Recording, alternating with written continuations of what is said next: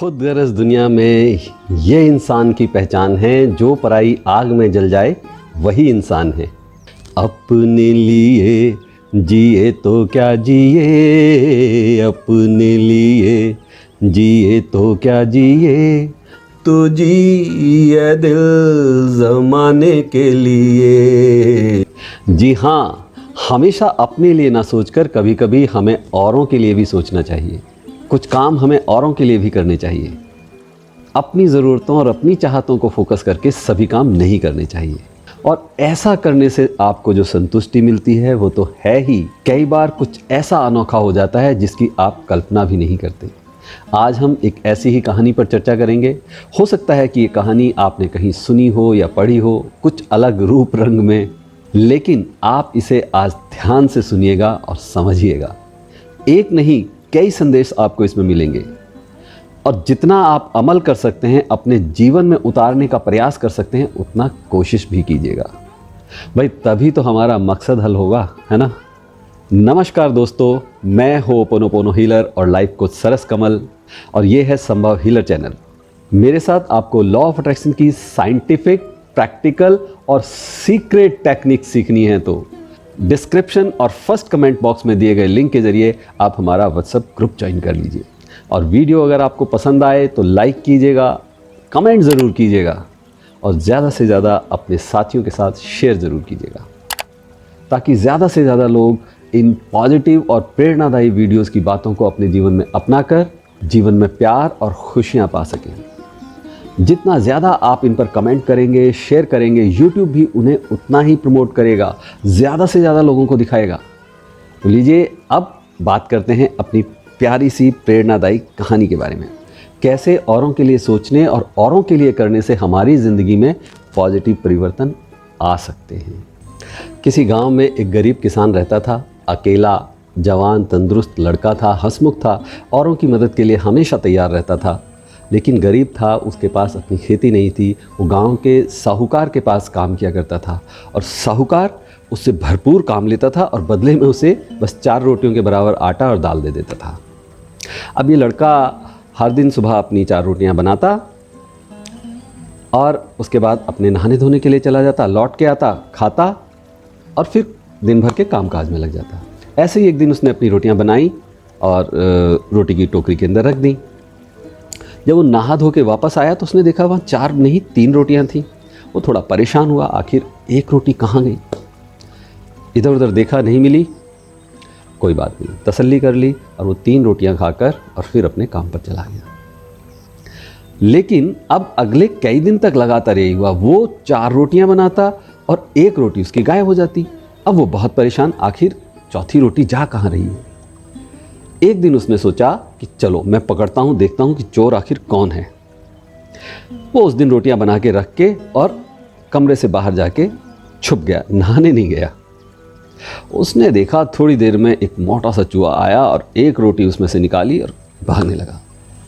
लड़के ने झपट कर चूहे को पकड़ लिया और उससे रोटी छीनने लगा। चूहा बोला, क्यों भाई, मेरे हक की रोटी तुम क्यों ले रहे हो। लड़का बोला, तुम्हारा हक? अरे भाई, मैं वैसे ही गरीब इंसान हूँ, 4 रोटियां बनाता हूँ और कितने दिन से तुम एक रोटी ले जा रही हो, मेरा पूरा पेट नहीं भरता, तुम्हारा हक कैसे हो गया। तो मैं दिन भर काम करता हूँ, उसके बाद मुझे ये रोटी मिलती है। अरे कमाल कर रहे हो, मैं इस घर में रहता हूँ तो इस घर में रहता हूँ तो इस घर से ही तो मैं भी, मुझे मेरा अन्न भी चलेगा, मेरा खाना भी चलेगा। चूहे ने अपनी बात कह दी। अब लड़का कहता है, बात तो तुम्हारी सही है, पर मेरे पास तो केवल 4 रोटियां होती हैं और मेरा 3 रोटियों से पेट नहीं भरता। अब मैं क्या करूं, मैं तो वैसे ही अपनी ज़िंदगी में परेशान हूं। मुझे समझ नहीं आ रहा कि कब तक मेरी ये ज़िंदगी संघर्षों में चलती रहेगी। मैं वही 2-3 रोटियां खाकर, 4 रोटियां खाकर गुजारा करूंगा। क्या मेरी ज़िंदगी में और कोई नहीं आएगा। चूहे ने उसकी तरफ देखा और सोचने लगा कि हाँ देखो, मैं तुम्हारे सवालों के जवाब तो नहीं दे सकता, लेकिन अगर तुम मुझे ये रोटी ले जाने दो तो मैं तुम्हें उस आदमी का पता बता दूंगा कि जहां से तुम्हारे इन सभी सवालों के जवाब मिल जाएंगे। लड़के ने कहा, अच्छा बताओ, ले जाओ रोटी, मैं एक दिन और 3 रोटियां खा लूंगा। तब चूहे ने कहा कि ठीक है, देखो ये 7 पहाड़ियां पार करके, समुद्र पार करके, दूर एक बहुत बड़े हजारों वर्षों से संत महात्मा वहाँ पर हैं, वो उनके पास जाकर पूछो, वो तुम्हें तुम्हारी सारे सवालों के जवाब दे देंगे। लेकिन जाना बड़ा मुश्किल है, बर्फ़ की पहाड़ियाँ हैं, 7 पहाड़ियाँ क्रॉस करके फिर जाना है। जा पाओगे? लड़के ने 1 मिनट सोचा, कहता है हाँ हाँ चला जाऊँगा, क्यों नहीं जाऊँगा, जब मेरी समस्याओं का समाधान हो जाएगा तो मुझे जाना ही चाहिए। अब लड़के ने ठान लिया कि अब मुझे जाना है, चूहा अपनी रोटी लेकर चला गया। लड़के ने अपनी तैयारी की, साहूकार को जाके बोला कि भाई मैं ऐसे ऐसे कुछ दिनों की छुट्टियों पर जा रहा हूँ, काम करूँगा। साहूकार बड़ा नाराज़ हुआ, आदतन छोड़ना नहीं चाहता था उसे। अब देखिए लड़के ने क्या किया, रिस्क लिया। हमें ज़िंदगी में रिस्क भी कभी कभी लेना चाहिए। लड़के ने रिस्क लिया, उसने कहा ठीक है कोई बात नहीं, लौट के आके देखेंगे, मिल जाएगी, दूसरी जगह मिल जाएगी, यहाँ नहीं तो किसी और गांव में काम कर लेंगे। और वो चल दिया। चलते चलते चलते रात हो गई, जंगल में पहुँचा, फिर सुबह हो गई, जंगल में वो किसी पेड़ के ऊपर सो गया।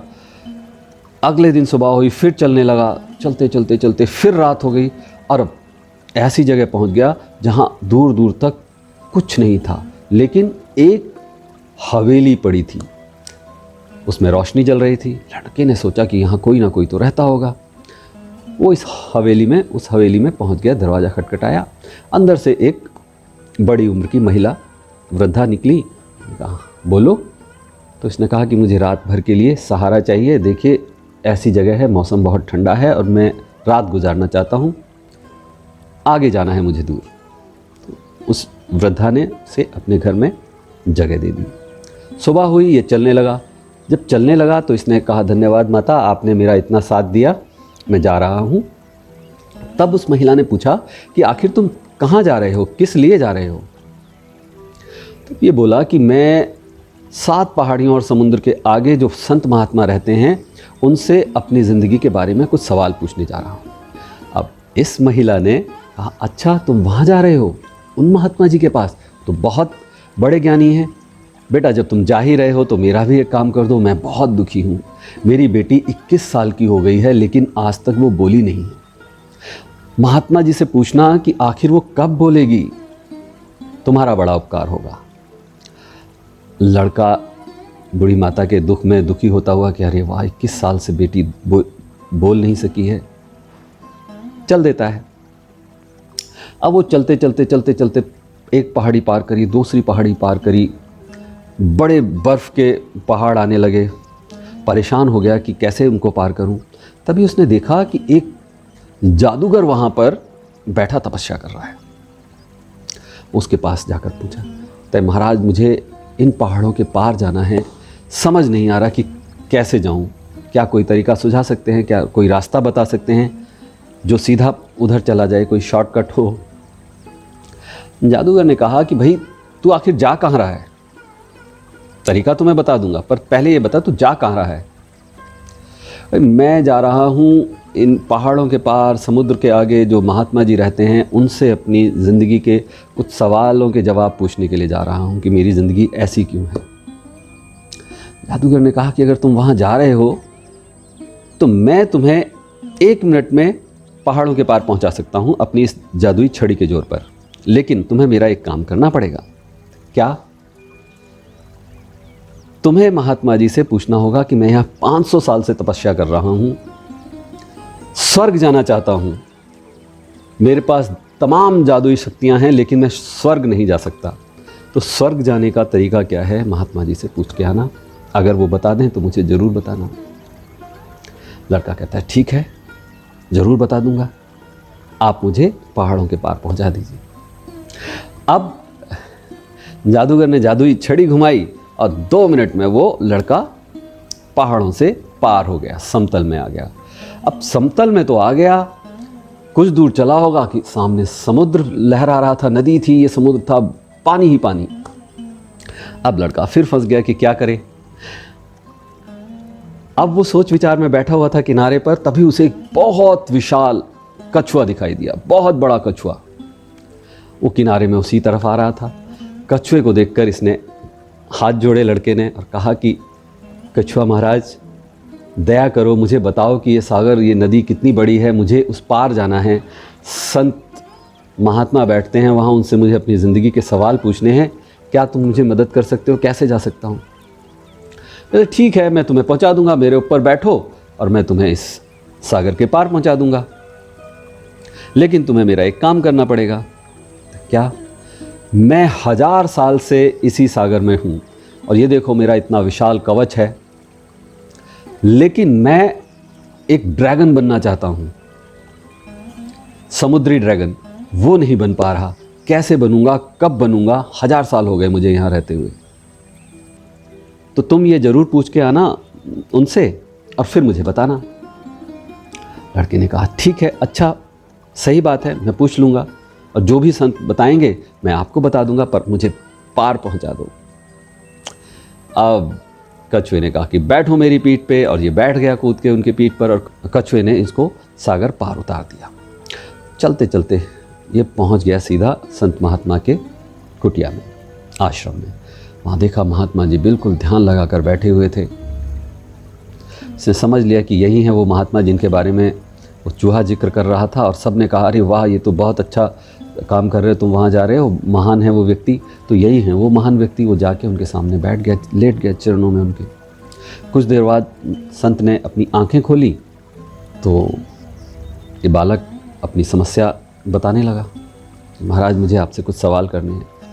महात्मा जी ने कहा कि सवाल करने हैं वो तो बात ठीक है बेटा, लेकिन तुम ठीक से सोच विचार कर मुझसे कोई 3 सवाल पूछना, क्योंकि मैं तुम्हारे केवल 3 सवालों के जवाब दे सकता हूँ, चौथा नहीं। अब ये लड़का सोच में पड़ गया कि अरे मैं कौन से 3 सवाल पूछूं। उसके पास 4 सवाल थे दरअसल। पहला उसका खुद का कि भाई मेरी ज़िंदगी कब ठीक होगी, कब मेरी ज़िंदगी से परेशानियां दूर होंगी। दूसरा वो बूढ़ी माता का कि भाई उनकी बेटी 21 साल से नहीं बोली है, वो कब बोलेगी। तीसरा वो जादूगर का कि वो कब उसको स्वर्ग की प्राप्ति होगी। और चौथा सवाल कछुए का आ गया था कि भाई वो कब ड्रैगन बनेगा। लेकिन उसने सोचा कि अरे मैं तो आखिर साहूकार की नौकरी कर रहा हूँ, मुझे वो फिर से रख ही लेगा, वो नहीं रखेगा, किसी और के पास जाके काम करने लगूंगा। मेरी दाल रोटी तो चल ही रही है। लेकिन वो सोचो ना कि वो बूढ़ी माता कितनी परेशान है, उसकी बेटी 21 साल से नहीं बोली, उसके बारे में पूछना तो ज़रूरी है। तो पहला सवाल तो मेरा ये हो गया। उसके बाद उसने सोचा कि 500 साल हो गए जादूगर को तपस्या करते हुए, स्वर्ग नहीं पहुंचा, मेरी तो अभी उम्र क्या है, मैं तो 25-26 साल का हूं, मुझे उनके बारे में कुछ सोचना चाहिए। फिर उसने सोचा कि कछुए को तो 1000 साल हो गए भाई, वहाँ कछुआ 1000 साल से इतने बड़े सागर में इतना बड़ा कवच लेके बैठा हुआ है, लेकिन ड्रैगन नहीं बन पाया, उसकी ख्वाहिश है, उसका सवाल भी ज़रूरी है। मेरा क्या है? हर बार उसने अपने लिए सोचा मेरा क्या है, मेरा तो चल ही रहा है। और इस तरह उसने 3 सवाल उन तीनों के पूछ लिए। महात्मा जी ने आंसर दिया, बेटा तुम जो ये कछुए के लिए पूछ रहे हो उसके लिए जवाब ये है कि जैसे ही कछुआ अपने कवच को उतार देगा वो ड्रैगन बन जाएगा। तुम्हारे अगले सवाल का जवाब यह है कि जैसे ही जादूगर अपनी छड़ी को छोड़ देगा उसको स्वर्ग की प्राप्ति हो जाएगी। और तुम्हारा पहला सवाल कि जैसे ही उस लड़की की शादी हो जाएगी वो लड़की बोलना शुरू कर देगी। मैं बस इन्हीं 3 सवालों के जवाब दूंगा, क्योंकि तुमसे मैंने कहा था कि 3 सवालों के जवाब देने हैं। ये महात्मा जी को प्रणाम करके लड़का वापस आने लगा। किनारे पर देखा इसने, फिर से कछुआ वहाँ पर था। कछुए ने इसकी तरफ देखकर पूछा कि हाँ भाई क्या हुआ, क्या जवाब लाए तुम? जवाब मैं ले आया हूँ, तुम्हारे लिए बस इतना है कि तुम इस कवच को उतार दो तो तुम ड्रैगन बन जाओगे, ये उन्होंने कहा है। कछुए ने कहा बस, अरे लो मैं अभी कवच उतार देता हूँ। और कछुए ने अपना कवच उतार दिया, और जैसे ही कवच उसने उतारा उसने देखा कि उस कवच के नीचे से ढेरों मोती एकदम से निकल आए। कछुए ने कहा ये सारे मोती तुम ले लो, मैं तो अब बन गया ड्रैगन। और वाकई वो ड्रैगन बन गया। लड़के ने सारे मोती समेटे, कछुए ने उसको दूसरी साइड छोड़ा और उसके बाद फिर आगे चलने लगा। आगे चला तो फिर उसको जादूगर मिल गया। जादूगर ने उसकी तरफ देखा सवालों भरी निगाहों से कि भाई क्या हुआ, तूने महात्मा जी से मेरे बारे में पूछा कि मुझे 500 साल हो गए, स्वर्ग जाना है, कैसे जाऊं? हाँ पूछा, और जवाब भी ले आया हूँ, बस उन्होंने ये कहा है कि अपनी छड़ी त्याग दो। जैसे ही आप अपनी छड़ी त्यागोगे आप स्वर्ग पहुँच जाओगे। जादूगर ने कहा बस इतनी सी बात, ये ले मेरी छड़ी, ये छड़ी तू ले ले, लेकिन याद रख इसमें बहुत ताकतें हैं, उनका सही इस्तेमाल करना। अब लड़के के पास इतने सारे मोती हो गए, उसको जादू की छड़ी मिल गई। लड़का बहुत खुश, बड़ी तेज़ी से पहुंच गया वो सीधा जाके उसी हवेली में, जिस हवेली में एक रात उसने गुजारी थी। फिर जाके दरवाज़ा खटखटाया, माता निकली, उसने जाके प्रणाम किया। माता प्रणाम, क्या हुआ बेटा, कुछ मिला हल मेरी बेटी के बोलने का? हाँ माता मिला, महात्मा जी ने कहा है कि जैसे ही इस लड़की की शादी हो जाएगी ये लड़की बोलने लगेगी, इसको कोई श्राप मिला हुआ है। माता ने कहा अच्छा, इसमें क्या परेशानी की बात है बेटा, तुम मुझे बहुत अच्छे लगते हो, तुम बहुत बहादुर हो और तुम वो इंसान हो जो उस समस्या का हल लेके आया है कि मेरी बेटी बोलेगी कैसे। तो मैं चाहती हूँ कि मेरी बेटी की शादी तुमसे हो जाए, तुमसे अच्छा लड़का मुझे कहाँ मिलेगा, क्या तुम तैयार हो? लड़के ने खुशी खुशी हामी भर दी। लड़की ने लड़के को देखा, लड़के ने लड़की को देखा, दोनों ने पसंद किया, उनकी शादी हो गई। और जैसे ही शादी हुई वैसे ही लड़की ने तुरंत बोला अरे तुम तो वही हो ना जो उस रात हमारे घर आए थे। यानी लड़की ने बोलना शुरू कर दिया। अब लड़की की माँ बहुत खुश, उसने अपनी हवेली उसके नाम कर दी, लड़की उसको दे दी। देखा आपने ये सब उसके साथ क्यों हुआ, कैसे हुआ?